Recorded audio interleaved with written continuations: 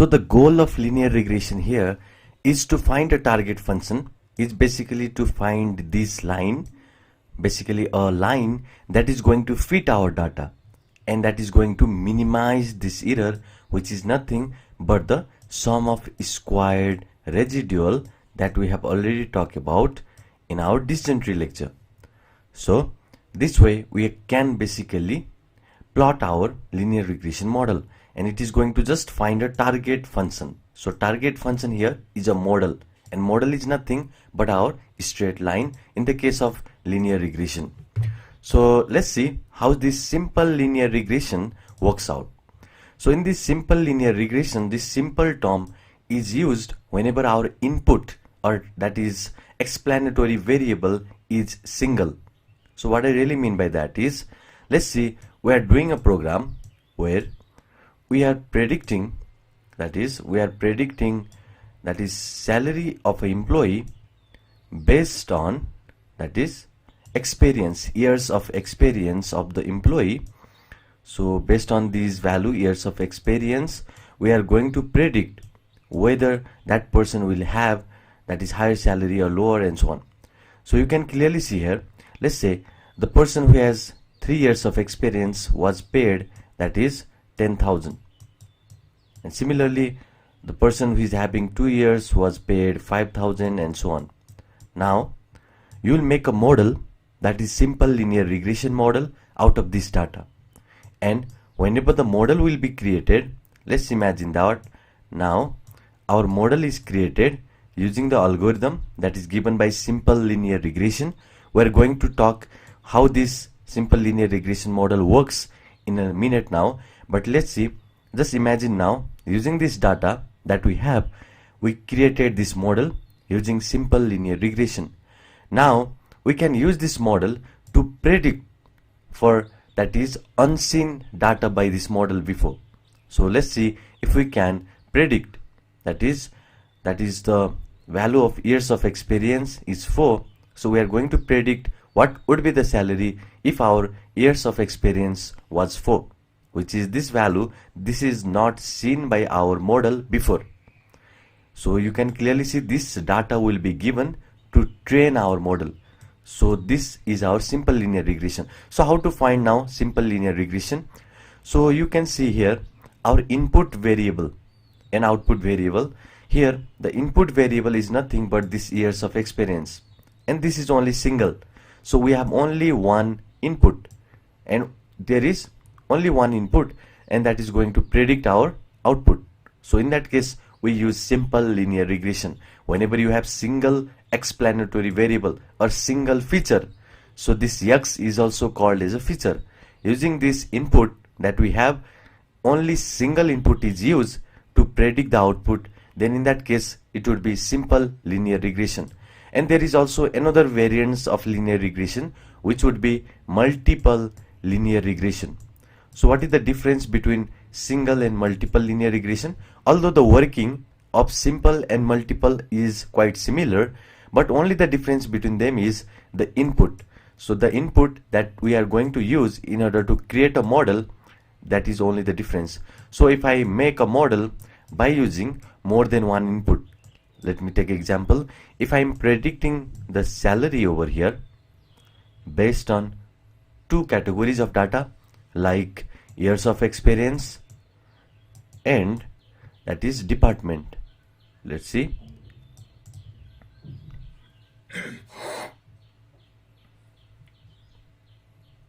Here we are predicting the salary, which in our case will be our output. So this salary will be our output to predict, which will be our y.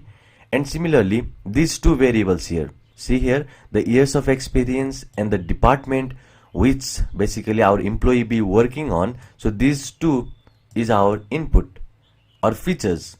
So these 2 input features will be used to predict our salary. So you can see here we have multiple inputs. So you can see we can just represent this year of experience as x1 and department as x2. Now if you have multiple input like this x1, x2, in our case we have only 2, but there might be many more. So if you have multiple inputs and from which we are going to predict the output, then in that case it is multiple linear regression, and if you have only single input, then it is simple linear regression. Now let's talk about how this simple linear regression is going to work. So whenever you apply simple linear regression model on your data sets, so what are data sets? So data sets, you can use this as these points. So these points, these blue dots in our 2D surface here are the data points. Now how this simple linear regression works? So this simple linear regression is going to work by making this line. So by making this straight line. So it is nothing but the y equal mx plus c, where this m is a slope and c is the constant. So basically simple linear regression is going to make the line at your data points. Now you can clearly see that we can have multiple lines. We can just make here different variants of line. Like what if I make one line over here? So this can be also made as a line. Over here in this space also can be made as a line. You can also make over here. So there can be multiple and in fact infinite lines that can be created in our this space.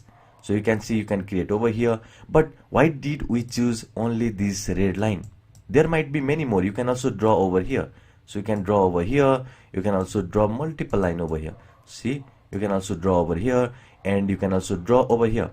There might be multiple lines, in fact infinite lines in this space. But why did we choose this for our regression problem? So we are going to make a model, or basically we are going to make this straight line in a such a way that our sum of squared error is minimized.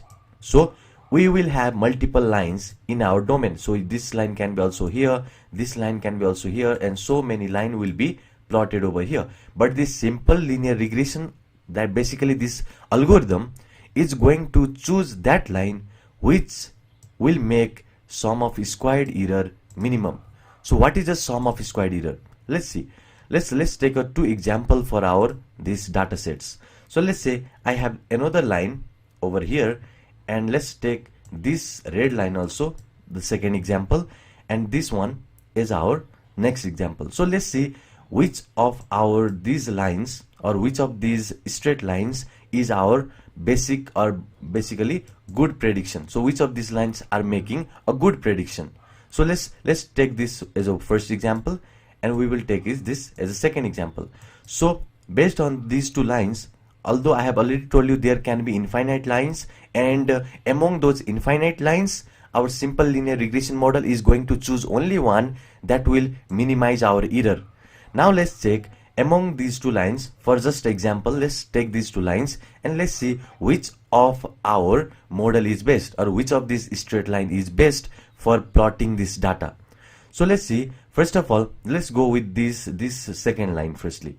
So how to see this residual? So I have already talked about this residual in the case of decision tree. You have to just plot this straight line over here, the perpendicular line to our model.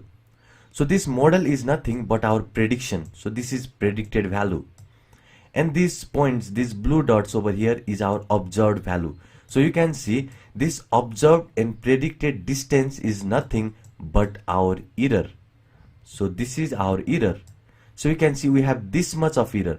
What if our model predicted something like this? So if I just make our line over here going through this point and so on, then you will see that our prediction. So let's take an example of this new predicted line in this black line. Then you can clearly see our predicted value and observed value has been coincided. So basically they are at the top of each other. That means they are same. So in that case our error will be 0, because the error is nothing but the observed value minus predicted value whole square.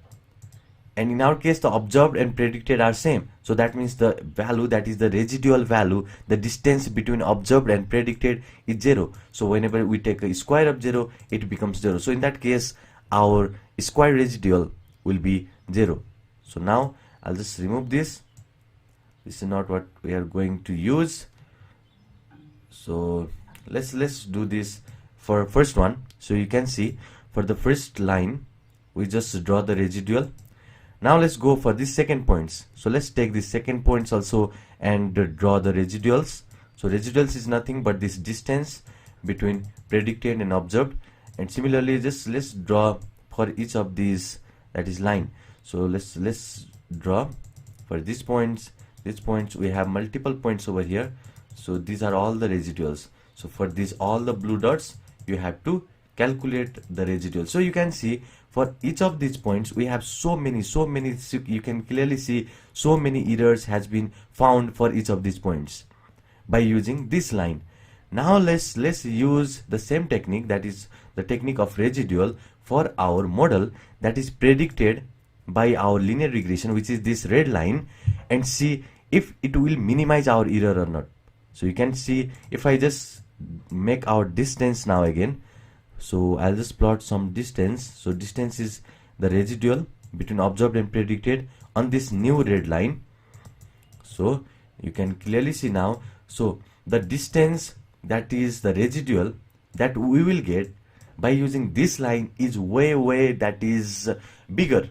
The residual, the distance between observed and predicted for each of these data points will be way bigger in the case of this black line rather than this red line. So in the case of red line, you will see the distance is quite smaller for each of these data points. You can see there some of these points are so near to our, that is predicted. So that means our model was quite able to predict some of these value correctly, and there were some of these values. So you can see this point was not correctly predicted by our model, but some of the points, like this point, like let's say this point over here, was correctly predicted, and we have so many less error in most of these points. So that means this linear regression is going to just find this straight line in such a way that our error is minimum. So that is our simple linear regression, and it is going to work in that case. Now let's see our equation. So what is our equation over here? So if you see, the straight line equation is nothing but y equal mx plus c. So this is the straight line equation that we have been reading, and this y is a y coordinate, x is a x coordinate at certain points of our line, and m is our slope, and c is our y intercept. Now we will just rewrite this equation in the form of omega. So let's write it. So I'll just say omega naught plus omega 1 x. So see here what we have done. So just right here. So I just replace c by omega naught and m by omega 1. So whenever you see now, from now onward, whenever you see omega naught, that is y intercept or a constant, and whenever you see omega 1, we just tell it as a slope. So omega naught is y intercept and omega 1 is your slope. So I just rewrite that equation in the another form, and you can see this is our equation of a line, and this equation of line is this line, this red line, that is given by our simple linear regression model. And now we have this equation over here. You can clearly see the equation, sum of squared error equation. So this summation means we have to calculate for each of these data points. The error should be calculated for each of these data points. So that is for the summation. This yi is another way of writing, that is observed value. So observed value here is yi, where yi is our observed value, and similarly this fxi is the predicted value. So what is the prediction? That is this model. Anything that this model gives is our prediction, which is predicted value, and predicted value is nothing but y equal mx plus c. So if I say y equal mx plus c, we rewrite this equation, then it becomes something like, let's see, c will be represented as omega naught and m will be represented as omega 1 x. So that means this y becomes omega naught plus omega 1 x, and we can just assign this omega naught and omega x in the case of this prediction, because this is the same predicted value, that is as a straight line equation. So let's replace that value over here, and we get this equation over here. So our next sum of squared error, which over here is a observed minus predicted. So fxi is a predicted by our model, yi is a observed value, which is actual value, and fxi is a model predicted value. Now we replace this fxi by the equation, which is omega naught plus omega 1 x. So we just replace it. Since there is a minus, so for both of them it will be minus, because you can see whenever we do something like this, this would be plus, but whenever we open this bracket, then it would be something like this. So we just replace the value of fxi, which was nothing but omega naught plus omega 1 x, which is nothing again, which is a basic concept of writing y equal mx plus c, where here the value of m is represented by omega 1 and the value of c is represented by omega naught. So basically our sum of squared error is represented by this equation. Now let's see a basic, that is algorithm, that this simple linear regression is going to implement, or any linear regression is going to implement. Let's see the simple algorithm. So this is our equation for sum of squared error. So this is the equation for sum of squared error. Now let's see what is our goal. So our goal is to reduce this error, because this is just error, and error is not good for our model. So we want to basically minimize, we want to get the minimum value of this error. So that means if we just manage to get the minimum value of this equation from this equation, then our problem will be solved.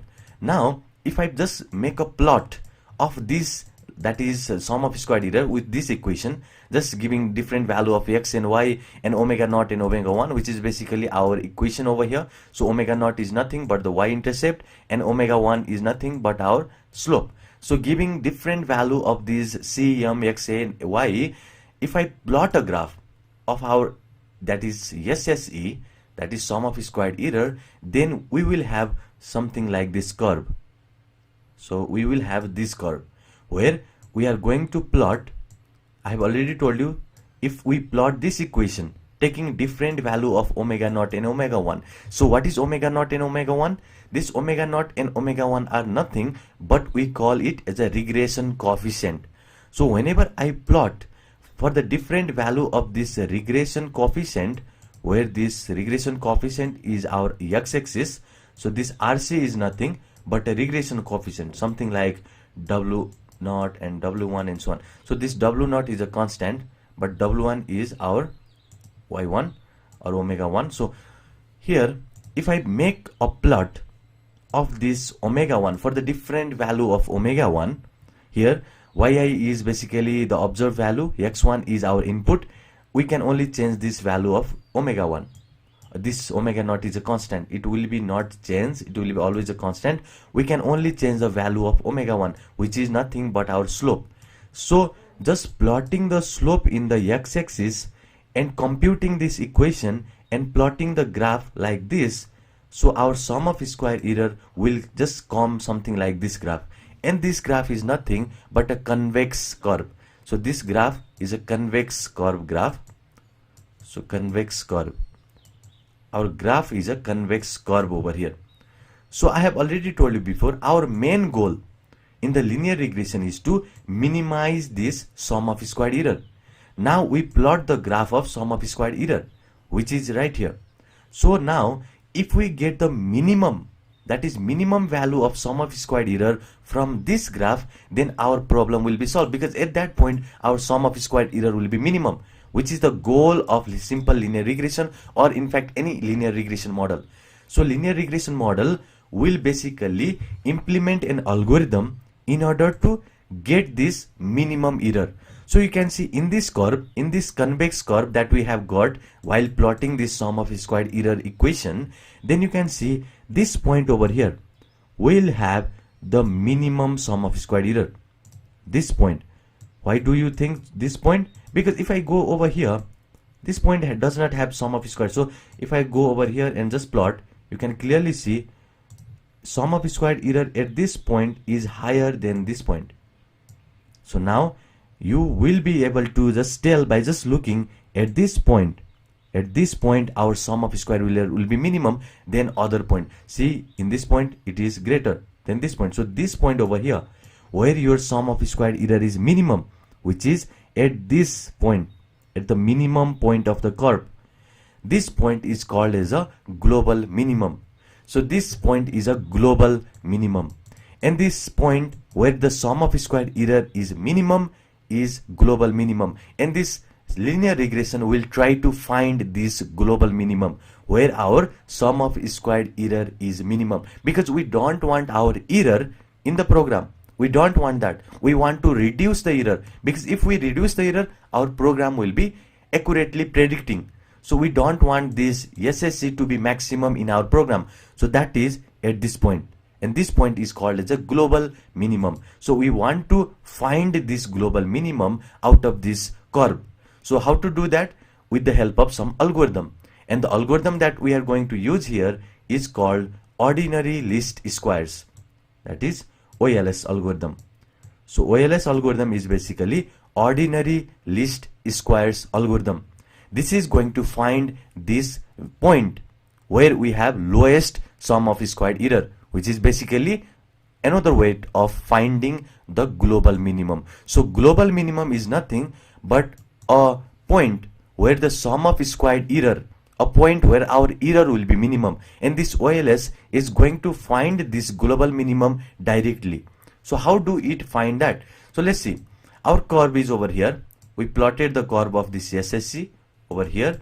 Our SSC will be over here, and our omega 1, which is nothing but our slope. Omega 1 is our slope. So we plotted our graph, which is in our y-axis it will be SSC, sum of squared error, which is nothing but this value, like observed minus predicted whole square, which is nothing but our error.